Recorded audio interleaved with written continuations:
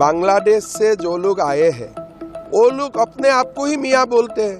আসামের মুখ্যমন্ত্রী হিমন্ত বিশ্ব শর্মার বিতর্কিত মন্তব্য ঘিরে নতুন করে তীব্র রাজনৈতিক ও সামাজিক উত্তেজনা তৈরি হয়েছে।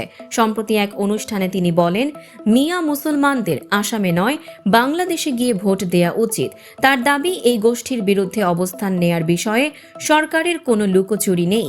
বিশ্ব শর্মা আরও এক ধাপ এগিয়ে বলেন, এমন ব্যবস্থা নিতে হবে যাতে মিয়া মুসলমানরা উত্তক্ত বোধ করেন এবং আসাম ছাড়তে বাধ্য হন। তার ভাষায়, এটাই সরকারের স্পষ্ট লক্ষ্য।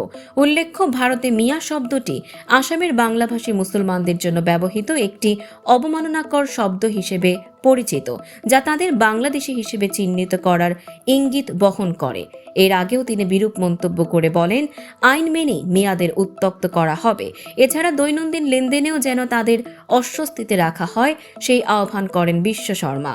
এই বক্তব্য ঘিরে তীব্র সমালোচনা শুরু হলে হিমন্ত বিশ্ব শর্মা পাল্টা দাবি করেন, মিয়া শব্দটি তার সৃষ্টি নয়, বরং বাংলাদেশি মুসলমানরাই নিজেদের এভাবে পরিচয় দেন।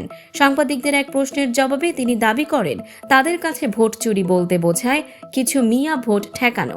আদর্শ ব্যবস্থা হতো যদি তাদের আসামে ভোট দেওয়ার অনুমতি না দিয়ে বাংলাদেশে ভোট দিতে বলা হতো।